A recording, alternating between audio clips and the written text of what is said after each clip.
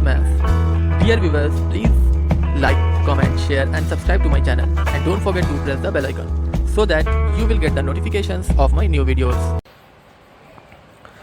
दोस्तों आज हम area of a circle find out करेंगे डिफिनिट इंटीग्रल की हेल्प से।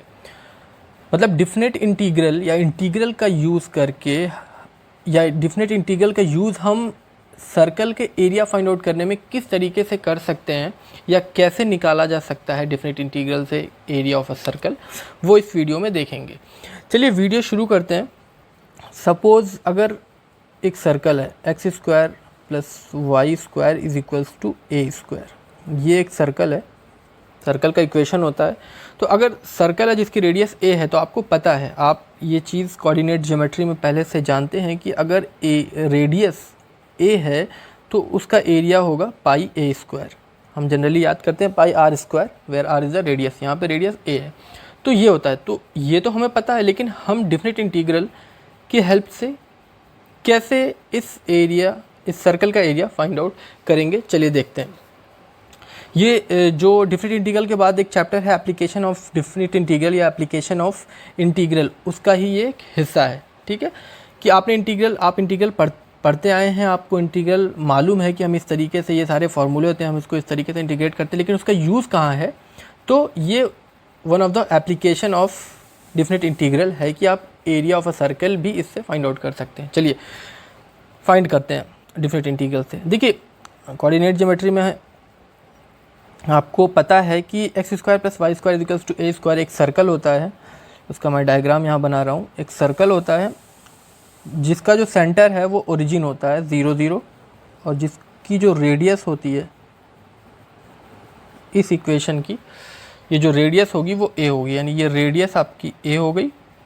ठीक है, ये आपका 0 0 हुआ ओरिजिन O और ये पॉइंट आपका a,0 क्योंकि रेडियस है यहाँ से यहाँ तक, और ये पॉइंट आपका 0, a।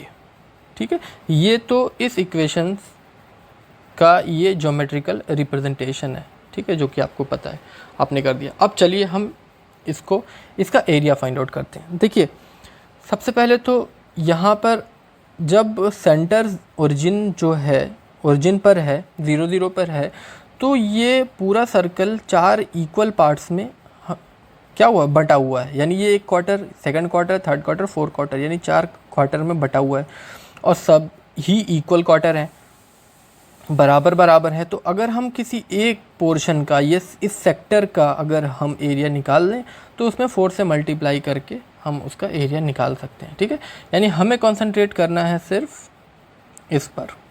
ठीक है, यानी इसको मैं अलग से बना दे रहा हूँ।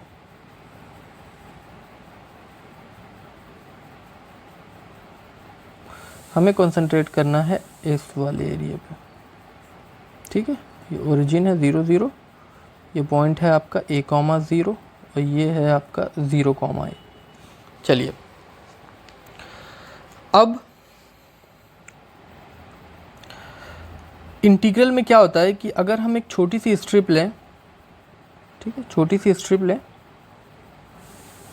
डिफिनिट इंटीग्रल में हम क्या करते हैं, छोटी सी स्ट्रिप अगर लें तो ये अगर आपका छोटा सा पोर्शन है तो मैं dx ले रहा हूँ, और ये क्योंकि y एक्सिस इसकी जो लंबाई है y, तो अगर इसका हम एरिया निकालें छोटी सी स्ट्रिप का, वो एज ए रेक्टेंगल अगर हम उसको एज्यूम करें, छोटा है तो वो ऐसे तो वो इस टाइप का है, लेकिन जब ये दूरी बहुत ही कम होगी, बहुत छोटी होगी, तो वो एक रेक्टेंगल की तरह बिहेव करेगा, है ना।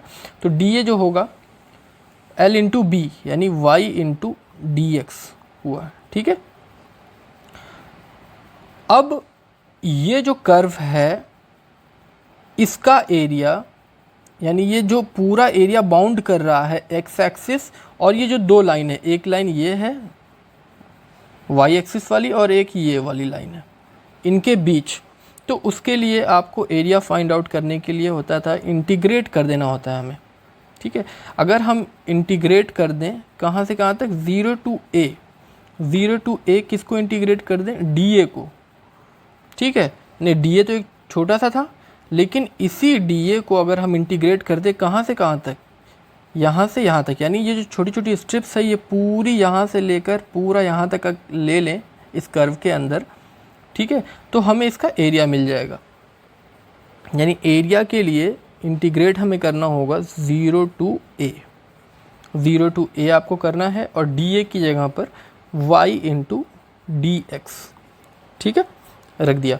अब y की वैल्यू आप इक्वेशन 1 से फाइंड आउट कर लें, ठीक है, मैं यहाँ पे कर ले रहा हूँ या यहीं पे कर लेते हैं। y की वैल्यू अगर हम यहाँ पे देखें तो y square is equals to a square minus X square या y is equals to under root a square minus X square plus minus, ठीक है। पर क्योंकि यहाँ पर मैं सिर्फ पॉजिटिव लूँगा, यानी y की वैल्यू जो है मैं सिर्फ under root a square minus X square लूँगा। उसकी भी वजह है क्योंकि ये जो आपका y यहाँ पर है वो फर्स्ट क्वाड्रेंट में है और फर्स्ट क्वाड्रेंट में y और x दोनों ही पॉजिटिव होता है। खैर हमें y से मतलब है तो इसकी वैल्यू हमेशा पॉजिटिव आएगी क्योंकि ये फर्स्ट क्वाड्रेंट की बात हो रही है, ठीक है। अब ये वैल्यू हम इसमें रखते हैं, वो हो गए under root X square minus a square minus X square dx, ये एरिया। देखिए इंटीग्रेशन का यही फ़ायदा है, कोई भी कर्व है, ठीक है, कोई भी कर्व है, अब वो जितना एरिया भी वो एक्स एक्सिस या लाइंस के बीच में बाउंड कर रहा है, आपको क्या करना है उसको जस्ट इंटीग्रेट कर देंगे तो आप उसका एरिया निकल जाएगा। ठीक इसी तरीके से जैसे यहाँ पर हम कर रहे हैं, ठीक है। चलिए इसका आपको फार्मूला मालूम है कि इसका फार्मूला हम इंटीग्रेशन में पढ़ चुके हैं। इसका फार्मूला होता है आपका x/2 under root a square minus X square plus a square by 2 sine inverse x upon a, ठीक है। लिमिट है 0 to a। अब चलिए रखते हैं, पहले अपर लिमिट रखें अगर तो a/2 under root a square minus a square plus a square by 2 sine inverse a/a minus lower limit रखें तो x यहाँ पे 0 रखेंगे तो ये होल क्वांटिटी जो है आपकी वो 0 हो जाएगी, फिर भी मैं लिख दे रहा हूँ, plus a square upon a sine inverse 0 या 0 अपॉन a, ठीक है। चलिए ये a square minus a square 0 तो यहाँ पे 0 आ जाएगा, यहाँ से ये कैंसिल हो गया तो a स्क्वायर बाई 2 और साइन इनवर्स 1 की वैल्यू जो होती है वो π/2 होती है, ठीक है। आगे चलते हैं, ये 0 हो गया, ये होल टर्म इससे मल्टीप्लाई होगा 0 और साइन इनवर्स 0 की वैल्यू 0 तो ये भी 0 हो जाएगा, यानी बाकी सब 0 होंगे, आएगा आपका सिर्फ इतना, यानी इसको थोड़ा सा πa स्क्वायर बाई 4 आया आपका, ठीक है। अब ये जो एरिया था आपका वो एक सेक्टर का था, ठीक है, या मैं इसको अगर डैश कर दूं कि ये जो एरिया आपने निकाला है इंटीग्रेशन से वो इसका था। अब पूरे फुल सर्कल का निकालने के लिए आपको क्या करना पड़ेगा, 4 से इस एरिया में आप मल्टीप्लाई कर दें तो हो जाएगा। करके देखिए मल्टीप्लाई, तो 4 से 4 आपका क्या हो जाएगा, कैंसिल हो जा रहा है और आपका जो एरिया आ रहा है सर्कल का वो आ जा रहा है πa स्क्वायर। इस तरीके से हमने क्या कर दिया, कैलकुलेट कर दिया area of a circle using definite integral. तो बहुत ही अच्छा एप्लीकेशन है ये इंटीग्रेशन का, और अच्छा भी लगता है कि जब हम कोई चीज़ पढ़ते हैं जस्ट उसका फार्मूला पढ़ते हैं, उसके क्वेश्चंस जनरली जस्ट क्वेश्चन रहता है, हम फार्मूला लगा के उसको जल्दी जल्दी सॉल्व कर देते हैं और फिर हमारा वो चैप्टर कंप्लीट हो जाता है। लेकिन हमें कहीं ना कहीं मालूम नहीं होता है कि हाँ हम इस तरीके की चीज़ें पढ़ रहे हैं, इसको यूज़ कहाँ करना है या उसको किस तरीके से हम अपने यूज़ में एप्लीकेशन उसका क्या है, कैसे ला सकते हैं।